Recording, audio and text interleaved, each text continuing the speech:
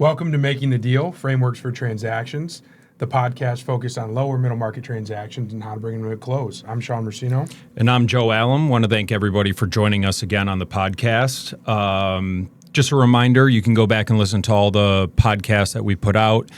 The last conversation was a conversation with Chris Bomarito. Great founder story going from private sector to private equity to founding his own company that is growing very quickly in the engineering services. So really great story. Go back, listen to that. Make sure you check out all of our guests and reach out to them if you want to connect. Another reminder, you can find our podcast on YouTube. I think we're on LinkedIn. I think we got a TikTok flying out there, but obviously Apple, Spotify, wherever you get your listening needs. So please go back and take a listen. Yeah, let's dive into today. We have Mike Luzi with us, a personal friend of both Joe's and I, but also an expert in the insurance industry. So he's going to dive in, give us a little bit about his background, specifically what he's doing today, and within the benefits vertical. Excited to have you, Mike. Really appreciate you guys being for here. having me, man. I'm honored to be here. Honored. So, do you want to give us a little background about yourself? Maybe give us kind of the 2-second speech, elevator pitch. I started my career off in insurance, working for Marsh in the P&C world, specializing in like the group captive areas. So that insurance is near and dear to my heart. But health insurance is in particular near and dear to my heart because I'm very passionate about health insurance. Unfortunately, my daughter, who's 4 now, doing great, but she had she was a high-risk baby during the pregnancy. And living in a real-life situation where having great coverage and a great insurance policy really made me want to wake up in the morning every day and think I could really make a difference and impact people's lives. Unfortunately, when those traumatic situations happen. Sure. So that's health insurance is near and dear to my heart. And yeah, that is what I'm passionate about. Awesome. Well, thanks for being here. Yeah, Mike. thanks for being here, Mike. Thank you. Just do a quick high-level overview of what we're going to hop into today. Obviously, you're going to share a little bit about BenePro and what you're doing today. Yep. Maybe talk to us about who you connect with most frequently. You know, is it owners, CFOs? I'm sure there's a few other people in that area, so we'll do those two. Yep. Then we'll hop into kind of the nature of the industry. And then I think I'm most excited for all of us are kind of transactions and the impact of the bottom line. So we'll dive into those here in a second. Yeah, get us started. Let's tell us about BenePro, what you do. So BenePro is a independent insurance agency, which is not very common these days, I'd say. We are staying independent. We have pride in that. But BenePro's been around for 36 plus years. Started off, my boss, Chris Powell, started the company in 1990 and has successfully run a 36-year business. But yeah, BenePro is a full-service employee benefit agency. So we can provide any type of coverages that have to do with benefits. But what we specialize in is actually taking companies partially self-funded with their benefits. That is the future of healthcare. Plain and simple, these fully insured plans are not sustainable for business owners anymore. You get very limited data. You have no idea why your insurance is increasing, but every year, if they're nice to you, they'll give you a single-digit increase, even if you had a good year previously, but it's usually a double-digit increase, and especially last year, and this year's supposed to be even worse. Sure. So that was why I wanted to join BenePro. Was I want to provide great coverages to the employees because the employees are the most important asset a company has, for sure. But they are your biggest liability too, right? So what my goal is to provide great coverage for the employees, but my main goal is to literally drive down healthcare costs. I'm sick of giving increases to companies every year after year because I'm going to be transparent. When a company gets an increase on their health insurance, I get an increase on my commissions. I don't believe in that. I don't think that's the right way to do business. Sure. I would rather prefer a fee for service. Whether you do good or you do bad, we're still getting paid the same. I don't think you should be incentivized for your company's insurance costs increasing when you're not really doing your job as a trusted advisor and an insurance broker. Sure. Yeah. Yep. So that I think gets into a little bit the industry framework and the Yes. nature of kind of how maybe some of these bigger outfits Yep. operate. The Yeah. incentive isn't there to kind of look at these alternative options. Is that fair to say? Yeah, this insurance industry, it's there's a lot of big players in it. There's the Aetnas, there's the United Healthcare, there's Cignas, and then the Blue Cross Association throughout the whole country. Everybody is buying and gobbling up each other, as I see. And what I really look at it is these companies have massive risk pools, right, that they put all these fully insured plans into. And what they do is when you come up for renewal, they give very limited claim data. There's not a lot of transparency. When you go self-funded, 100% transparent.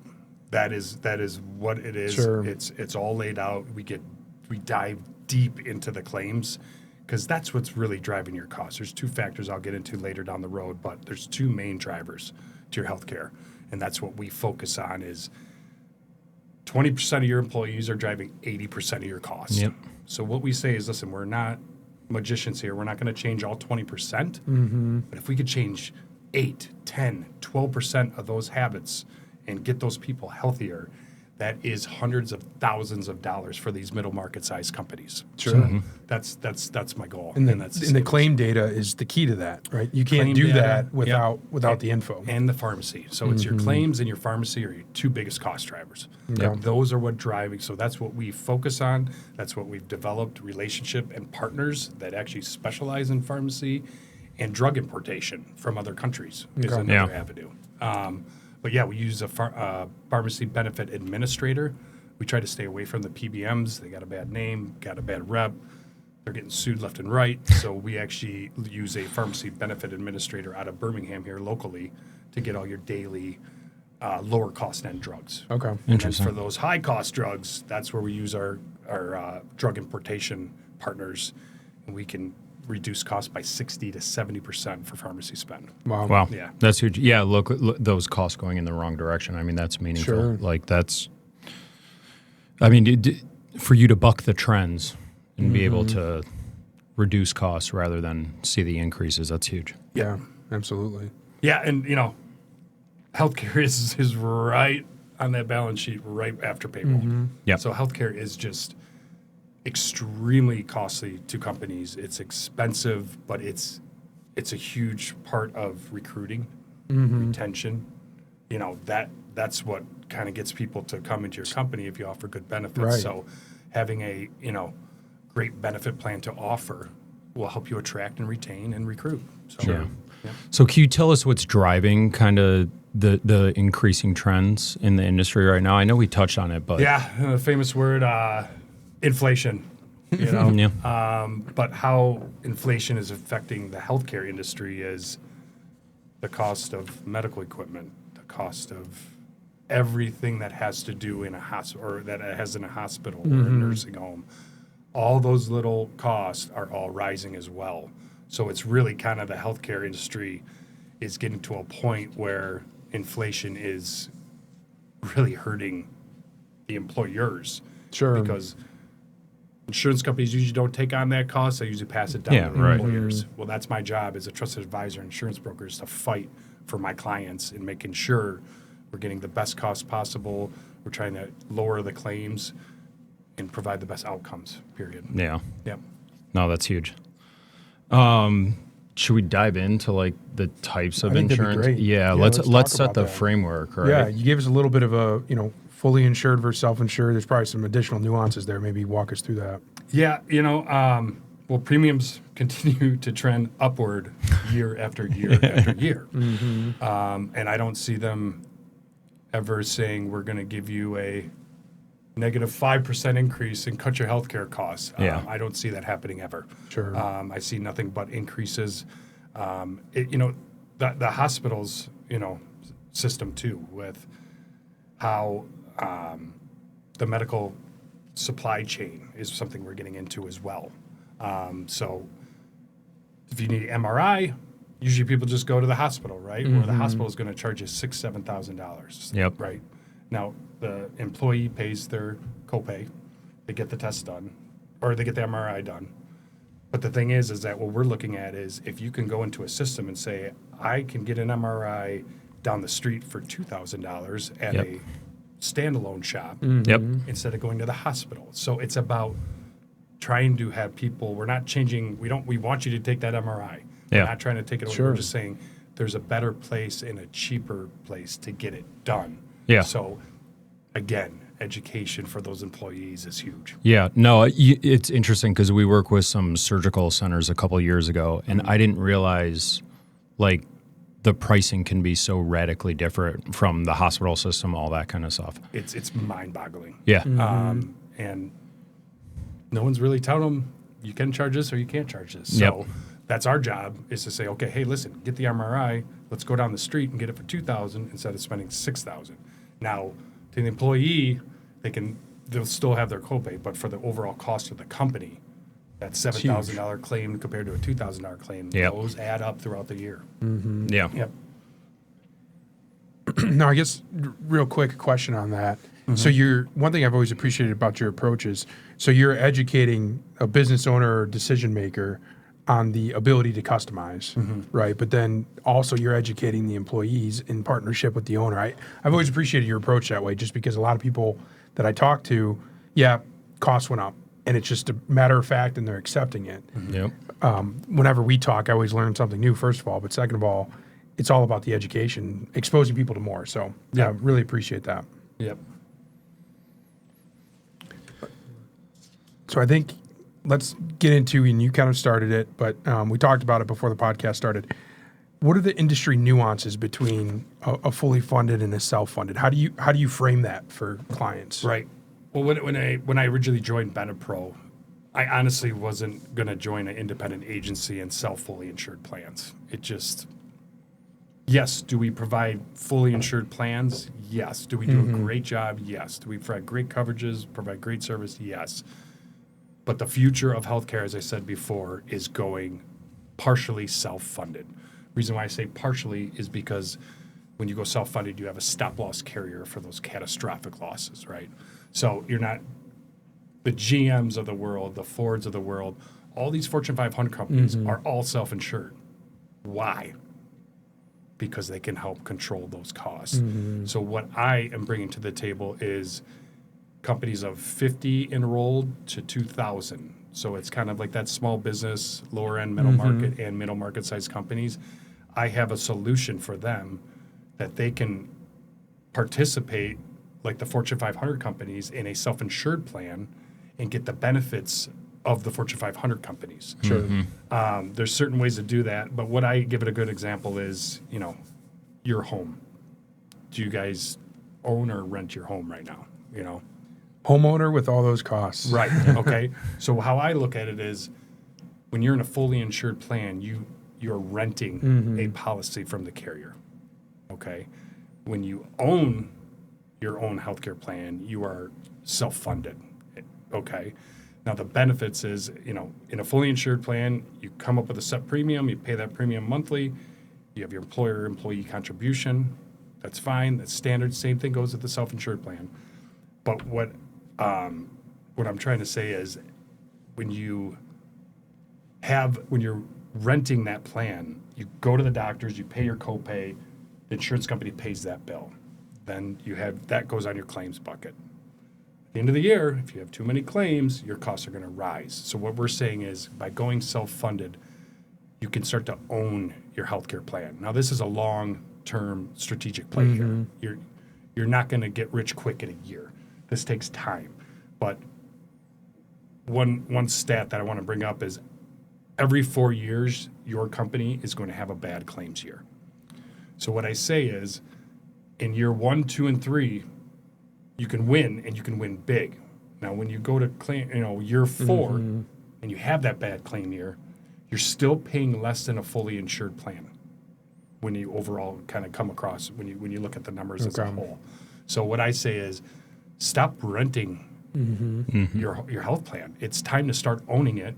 we have the partners and the trusted resources in place to put all those controls in there Right. and actually reduce your total spend in healthcare.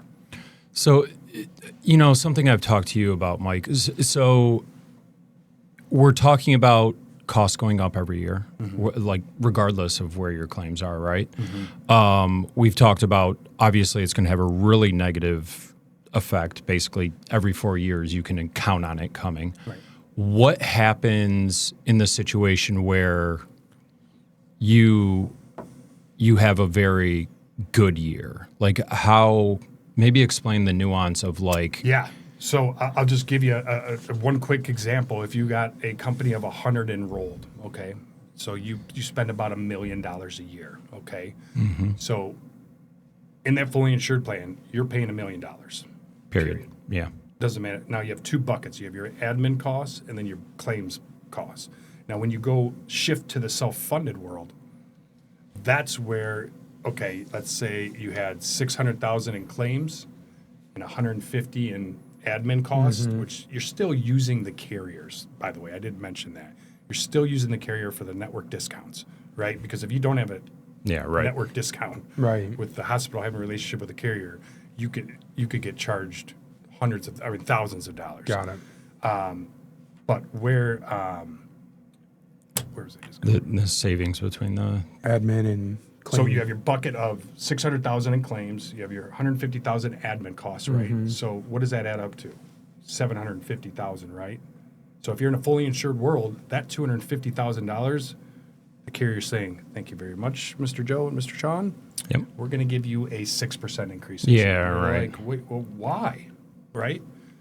What I say is by going partially self-funded, you have your 600,000 in claims, 150 in admin clause.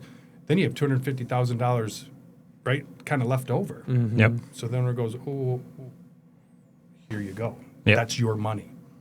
You don't need to overspend in this healthcare right Wow. now.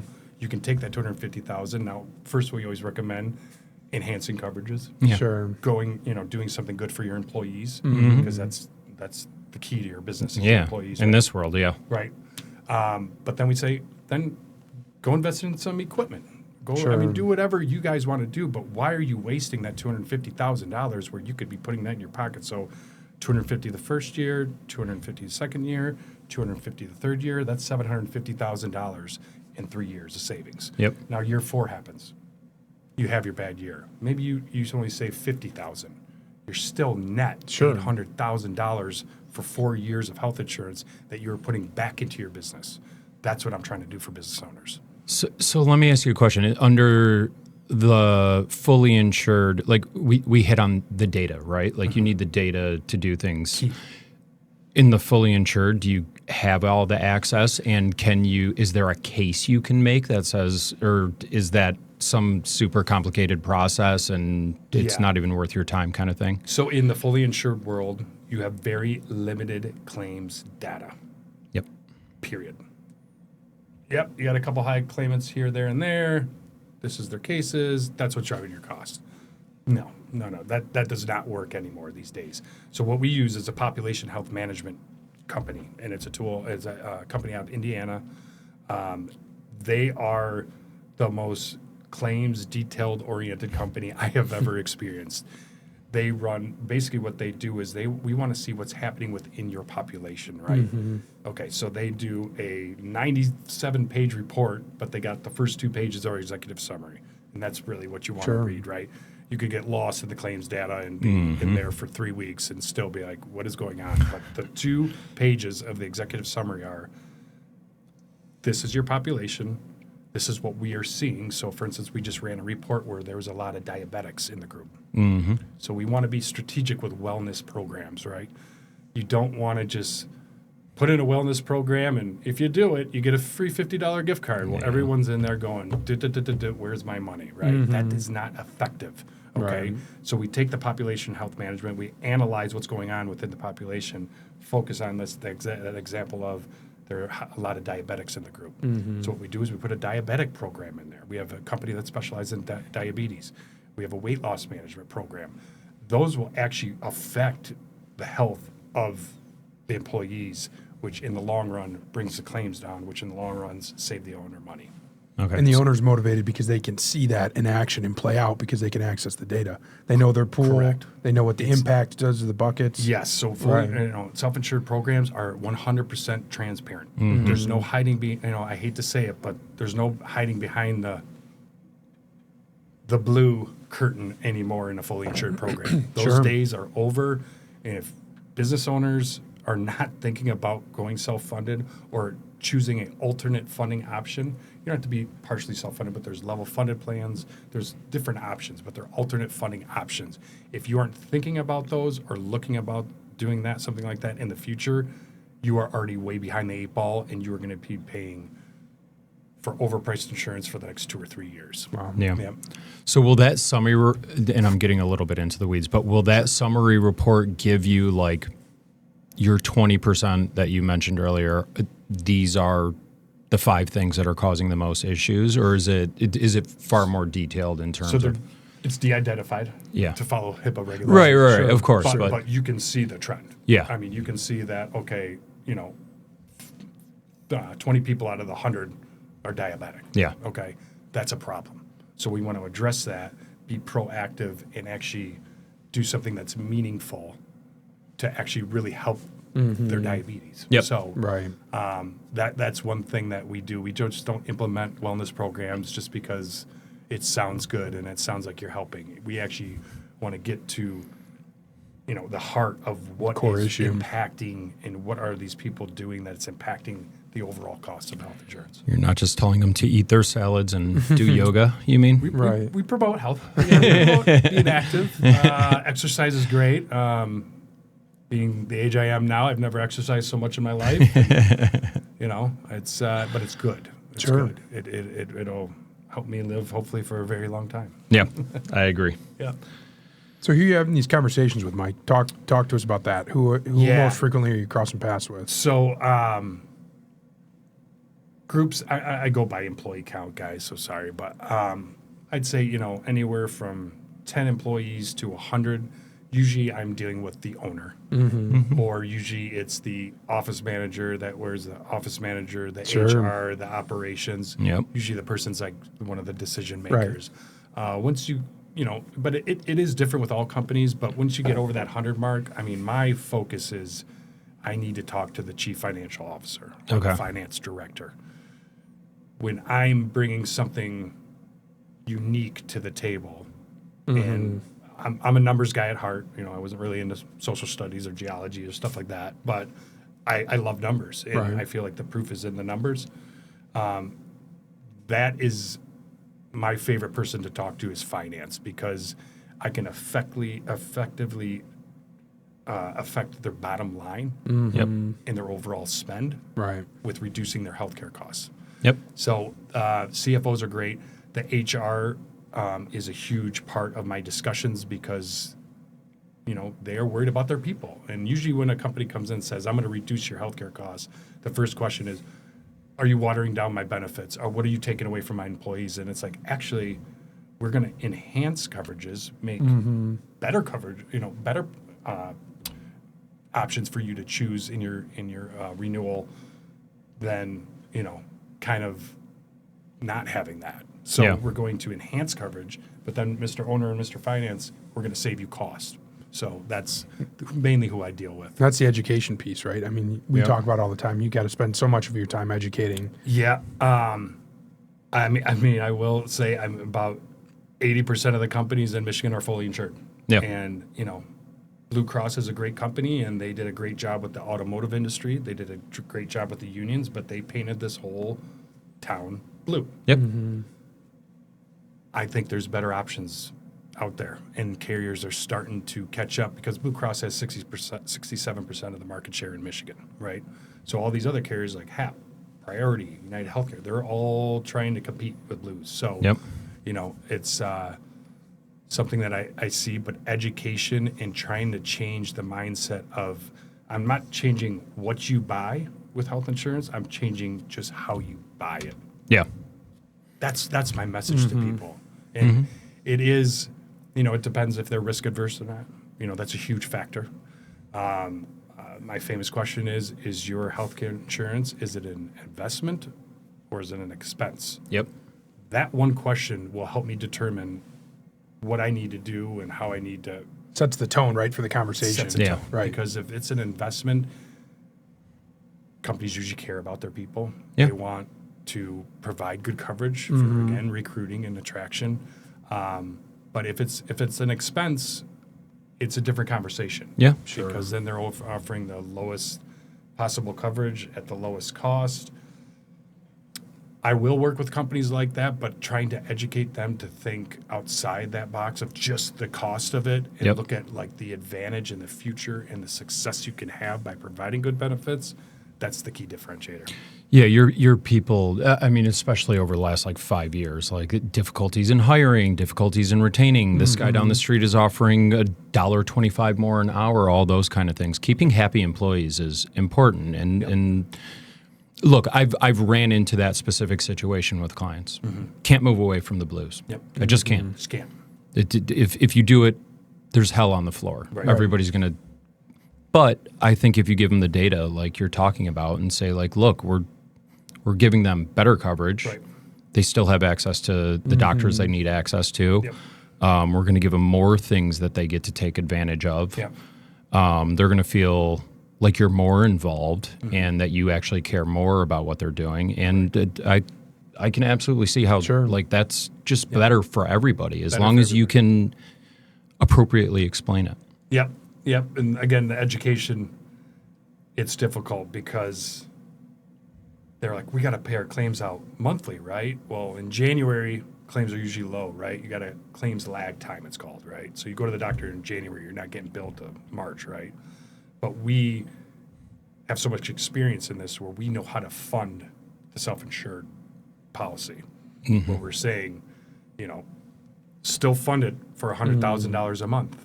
Even though your claims are at 20, still fund it for 100 because when March rolls around, it's going to be higher than what you expected. So we know how to fund these and we know how to guide our clients and make them feel more comfortable about going the self-insured route because they think it's too big of a risk. We're gonna have one bad claim, a month, and it's gonna blow up our.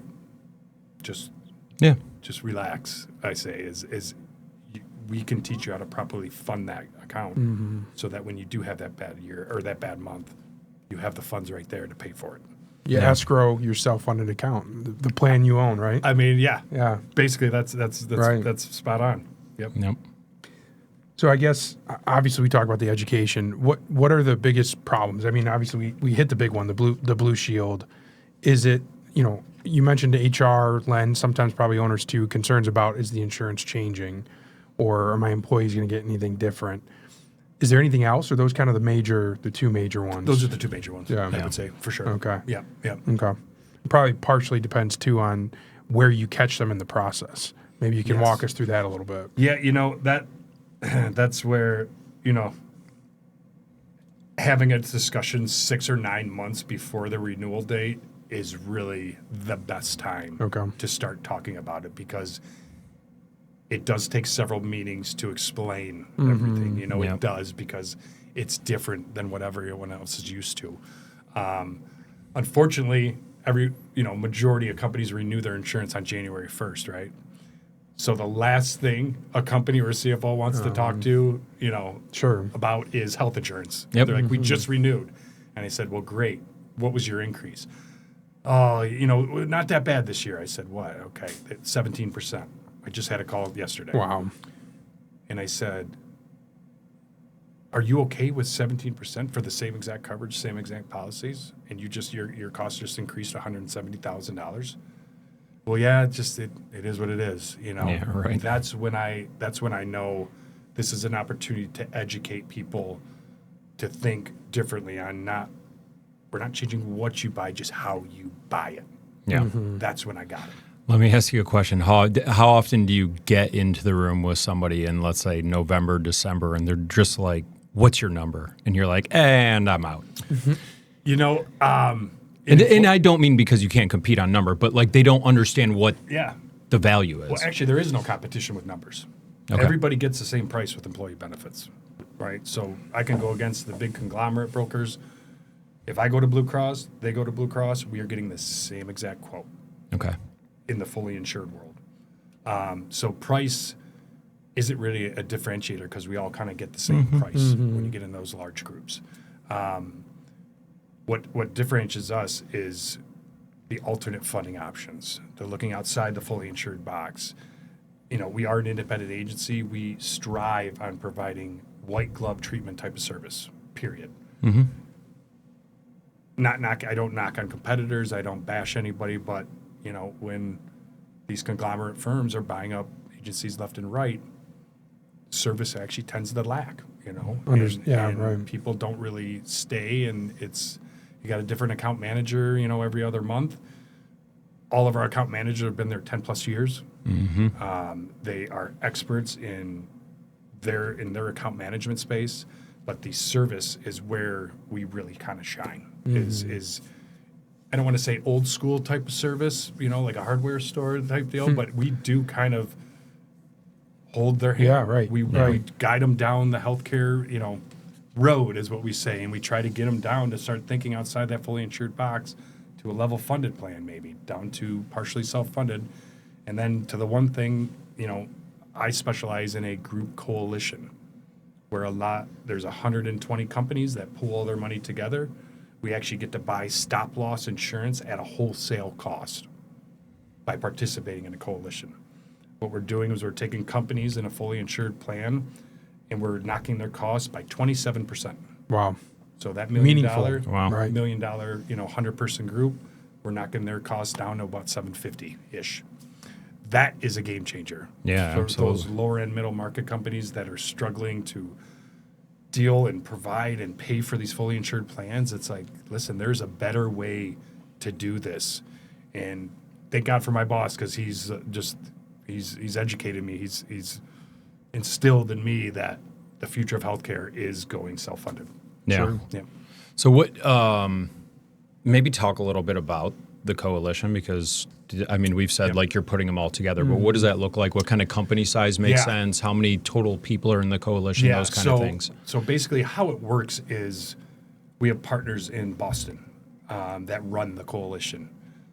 We have an industry agnostic where any type of company can join one coalition. Now, if you have bad claims and you're a mess, you probably won't qualify for the coalition, because those are companies that are proactive and that are trying to kind of be healthier as an organization. Yeah, you don't want anybody to drag down the rest of the group. Well, it'll blow up the pool. Sure. Yeah, So exactly. basically, the coalition consists of over 120 companies. Now, out of those 120 companies, they have about 14,000 employees, within those companies. So what I say is, right now, in a fully insured plan, you're paying composite rate on 100 people.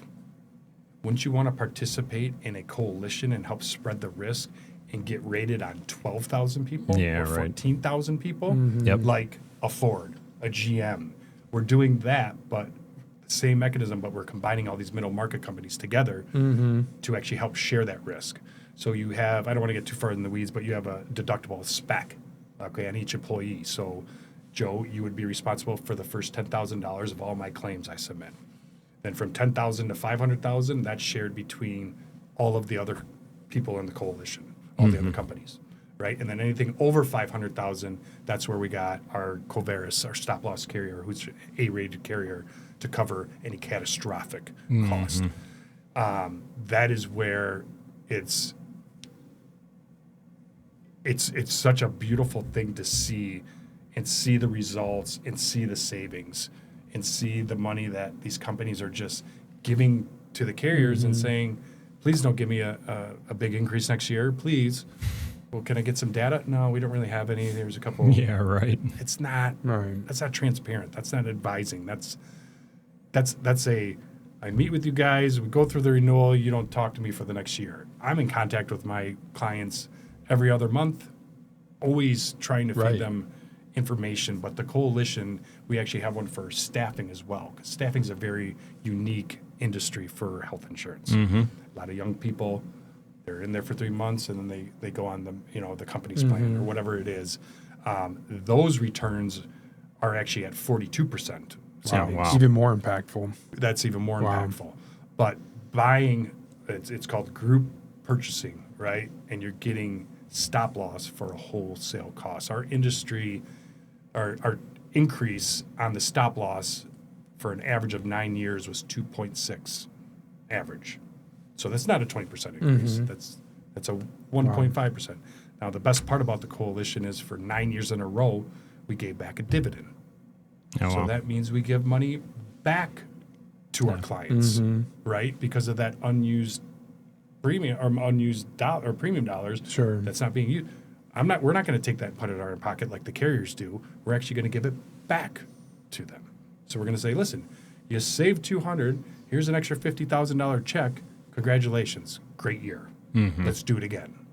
That's Wow. that's the differentiator. It's a huge tool. I mean, Yep. I think Joe and I both have sat in on a couple of these, but are there opportunities to learn more about the coalition with you guys? Yeah, so I host quarterly lunch and learns at my office, and I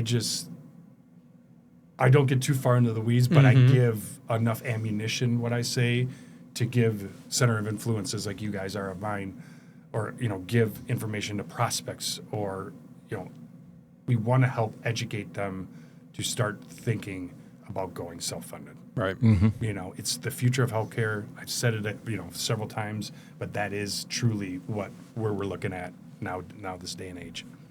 Yeah. Awesome. I Yeah. definitely, if you have any questions on having one of those upcoming meetings, let us know or let Mike know, because I've sat in on a couple of them and I still don't know it all, but it's great exposure. And Yeah. It's helped me understand the industry a little bit better. Yep. 100%. Maybe talk to us about, because you're always great about this too, is you've always shown a willingness to, I'll talk to anybody at any point in time, even if it's super close to the renewal, but maybe you arm them with some things to talk to their existing provider about in hopes of educating them or them coming to you later on down the process. What are some words of wisdom that you might give to somebody either mid-flight or working towards renewal? Without giving us everything away. I don't want to steal your juice. No. Speak to me earlier, I would say, is the first one. Yeah. Because when you're going from fully insured to self-funded, it's a lot. It is a very technical, it's a very in-depth industry where it's confusing. Right. It's not clear. I would talk earlier and get the ball rolling now for your upcoming January 1st renewal. Now, I usually have to wait till after tax season. Usually, I'm not going to lie. Get the numbers down. But by April, Yeah. start having discussions and start talking about your different alternate funding options. Because again, these fully insured programs are not sustainable for these small businesses Right. anymore. They can't, and I hate to say it, but I saw it time and time after last, renewal period, that unfortunately the companies can't afford the increase. So what do? Then they up the deductibles, the copays, anything to do with their health insurance. They're upping all the costs for their employees, which I hate to say it, but if you're making an hourly wage right now, or you're making, 40 to 80,000, it's a hard huge to impact, provide. right. If you have a family plan, which a lot of these companies don't even provide coverage for their dependents, I want to be able to provide coverage for that employee and cover their dependents. Right. But you can't do it unless you start thinking outside that fully insured box. Sure. Yeah. Yeah. That's a great point. A lot of info. I appreciate you sharing it with us, just because if we can emphasize one thing, talk to Mike beforehand, earlier, before Yes. the renewal period. Yep. But then also, think about how you approach benefits. I think it's worth people chewing on that concept. Business owners, CFOs out there, chew on how you look at it so that you're more prepared for your conversation. Correct. Yeah. Right. Because it's a totally different play. It really is. I mean, again, we still use the carriers for their network discounts. And one thing I didn't mention is, to all the business owners out there, your employees don't even know if you're self-funded or not. You still get an insurance card. You still have a deductible. You still have it works just like a fully insured plan. But on the back end, we're saving hundreds and thousands of dollars for that business owner. And that's That's huge. I think that's an important when it comes to Yeah.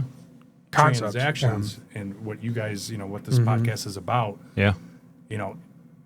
Healthcare being that third item on your balance sheet. I mean, it's a significant cost. Yeah. So that's where I can really help out. I'm excited. You guys want to hop into that? Yeah, I mean, you do have to look at those major cost drivers, right? So look, what I like to do when we're talking to our clients is like, okay, somebody comes to us, they want to sell their company. We're going to give them an idea of valuation. I will say a good chunk of the time, they have an idea of a number that they need to retire. Sometimes they just come to us and they've done well enough over the years and they just say, I don't care, sell it. I just want out, those kind of things. But let's talk maybe a little bit about transactions specifically and how this can play in. So from the sell side, maybe we can start there because, there's ways to increase value on the business. Let's say, I would like to see more business owners start looking at how do I increase the value of my business 3 to 5 years out for their exit. Driving up that bottom line, which you get a multiple on upon exit, I think is a really big deal. So when you get in front of that owner that is, let's say, 3 years out, 4 years out, how do you communicate to them? Like we've talked about, you need to know your data, those kind of things. How do you communicate to them that they need to do X, Y, and Z in order to get there? Because it is an education process. There's major dollars being left on the table. I mean, you just put up a case where 3 years in a row, like there's a multiple on those 3 years of $250,000 of savings. That's what I was just about to bring up. Yeah. So how do you communicate to them so that they understand like this is not just it's better for your employees, all that kind of stuff, but like, is that something that you're doing, is educating them so that like when they're getting to that stage? Yeah, I mean, if an owner wants to sell in 5 years, I can truly make an impact. If an owner wants to sell in 8 months to 12 months, I don't have a magic wand. Listen, the way I go about health insurance, it's a long-term strategic plan. Yeah. It does take a while because in that first year we can save, we say about 10 to 15%. Second year is usually 15 to 20. Yep. And then that third year is about 20 to 27%. So that's where we can really make an impact. Now, if it's 5 years down the road, the due diligence process of seeing what they currently have, analyzing that, right? Now figuring out alternate funding options to see if that's the route they want to take. Now, usually these business owners, they like to take a little risk. Some don't, and that's okay. Stick with your fully insured program and just keep, getting your double-digit increases every year. If that's not, but those ones that want to take on a little risk and actually want to get the most from out of their business. Yeah. If I can save them in 3 to 4 years, let's just make it simple. Say $500,000. They sell when they're in year 5. You take that multiple from that $500,000 extra that they have now. I mean, that turns into millions of dollars in savings. 100%. So let me ask you a question. You say, look, we're going to have cost savings year one, and you underplay the significance of it on here. But you tell somebody they're going to reduce their cost by 10%, they're going to give you a giant hug, especially with the trends going in the opposite direction. But is it because you're putting plans in place, you go through a year, now it's like, okay, this worked, this didn't, now this treatment plan maybe is working, maybe we need to go elsewhere, or like... It's actually trying to change the habits of the employees. Okay. That's the challenge. Got it. And that's where I said I don't have a magic wand where I'm going to take the 20% who's driving your costs. I'm not going to come in and fix all 20%. Yep. If someone comes in and tells you that, they're full of it. Right. Okay. Yeah. But what we do is we focus on that. We focus what's driving the costs, the claims, and the pharmacy, right? And those are the two biggest cost drivers, period.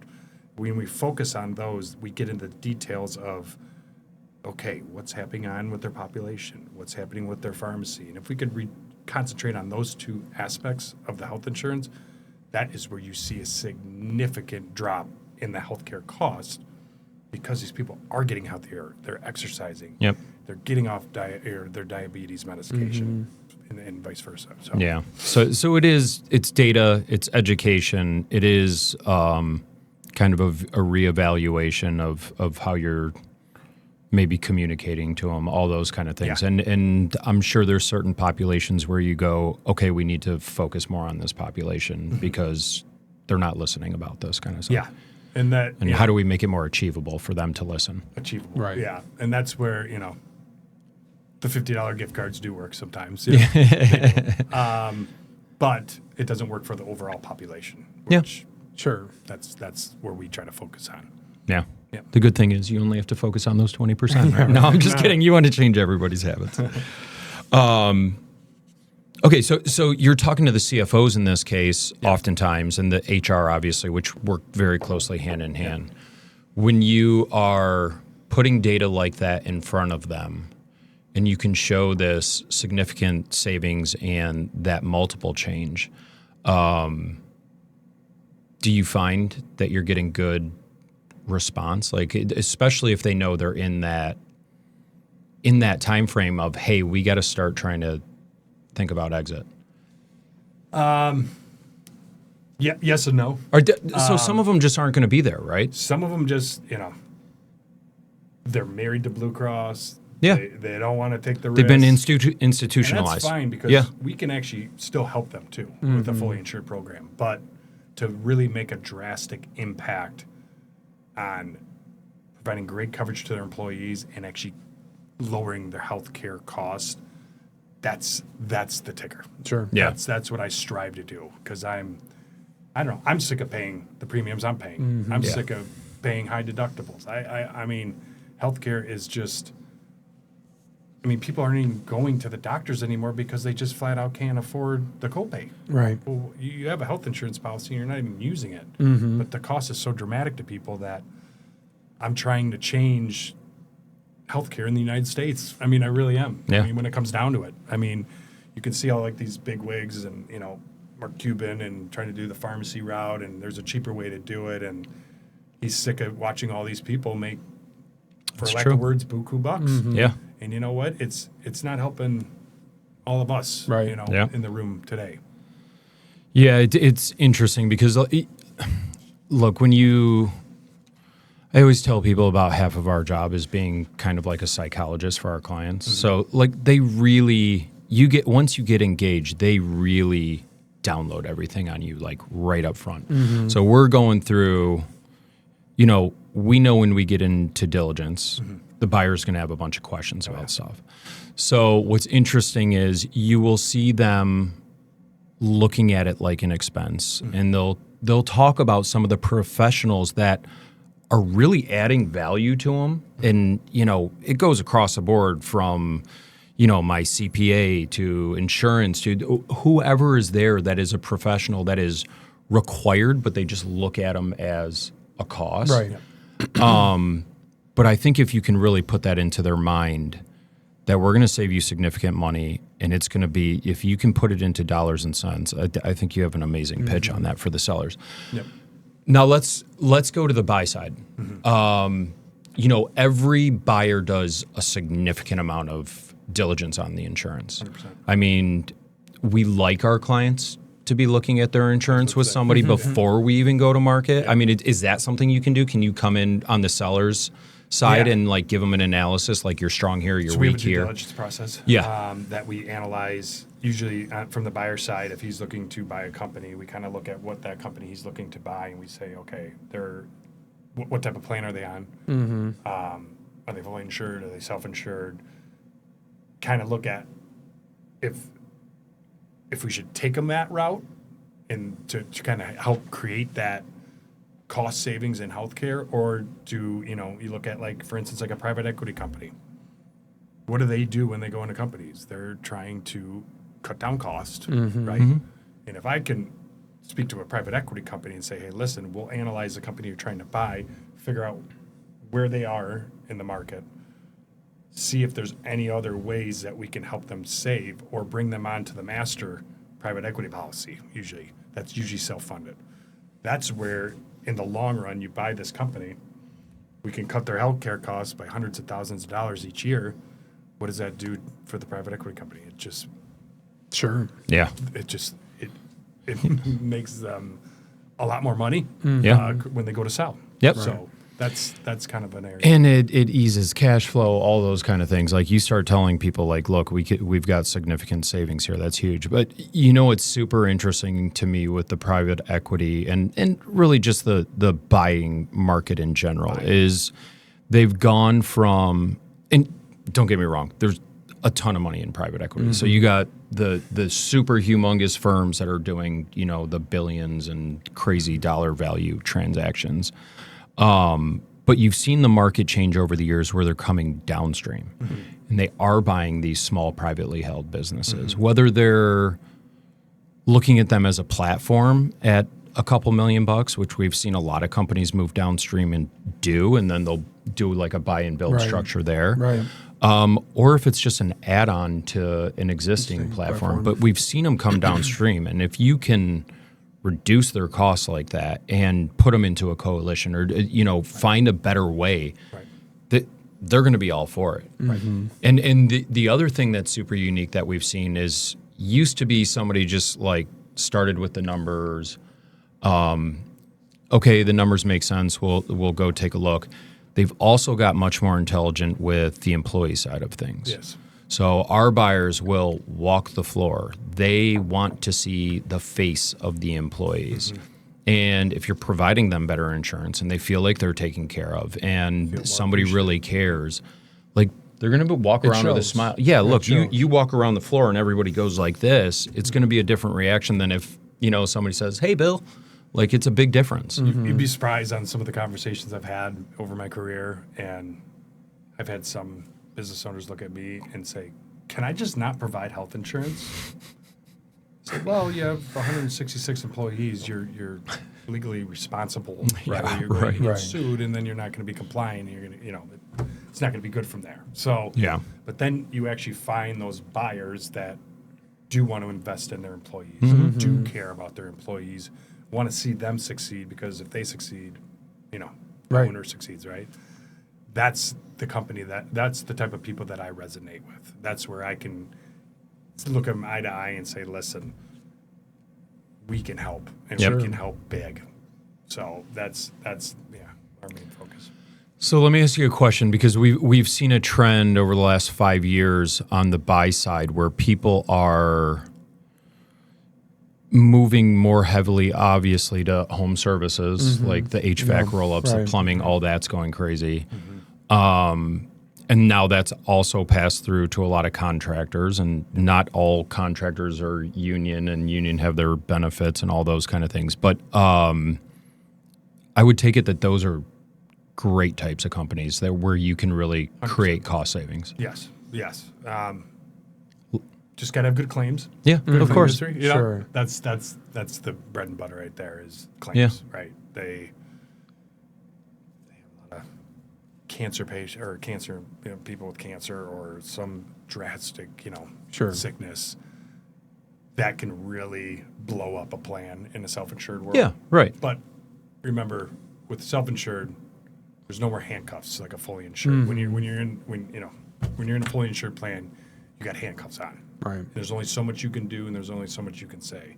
When you go to self-insured world, that's when the handcuffs come off. You can get strategic, and there's certain ways that we can deal with those high-risk claimants in a self-insured world. By increasing their spec, so your out-of-pocket for the owner would be a little bit more than that. There's a lot of creative ways to go about that.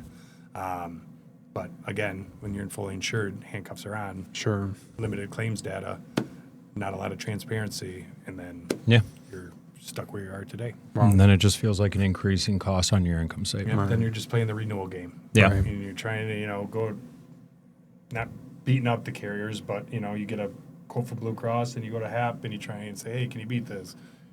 Brokering the deal. It's not really what we want to do here. Not a lot of uplift there. No. I think you're going to have a major market in the buyer and sell side market, including the inclusion of the independent sponsors and all that kind of stuff. Like those guys are going to love that. Like that's you tell them, "I'm going to save you that kind of money." I mean, that's going to be huge. So, it increases the value of their equity, all those kind of things. So Look, that's a market that I'd love to see really get the uptake on this because, like we said, it's a multiplier of what you're saving. Right. Oh, Like yeah. it's such a big deal. Yep. So, Well, right before we recap, Mike, I wanted to ask, I think you guys' firm does a few other things too. Can you maybe high level let us in on what else your firm works on? I know your specialties benefits, BenePro. What Yeah. other things do you guys offer or work on? Yeah, so we have a sister company called HR Pro as well. They're a fractional HR consulting firm. So we do anything from benefit administration to payroll to HR consulting. We can either be on site or off site or meet virtually. Okay. But we act in two different ways. We sometimes go into companies and act as their HR department, or there's other opportunities where you have one HR director for 150 people. We can help assist her. Or Okay. him. But yeah, they started. They're I think 22 years old. Okay. HR Pro. And then we have My Care Pro, which is a whole nother venture that my boss started this year, where basically we have about, 150,000 COBRA Okay. employees that we take care of. And what we're trying to do is after their COBRA benefits expire, we're trying to help them with individual or Medicare. Okay. We have a specialist in there. And then we help transfer their 401k to an IRA. And yeah, that's kind of the gist of it is. There's a lot of capabilities there then. Yep. Obviously, you're a wealth of knowledge in all things benefits, but it sounds like there's a few other things that we can knock on your door for if something comes up. So 100%. Yeah, well, thanks for sharing that with us. Just a quick recap. Obviously, we dove into BenePro, kind of what makes you guys unique, your approach. Who are you talking to? You told us that. Owners, CFOs, HR folks. And then I love the conversation on transactions, obviously understanding the impact just at a raw level, the improvement to financials.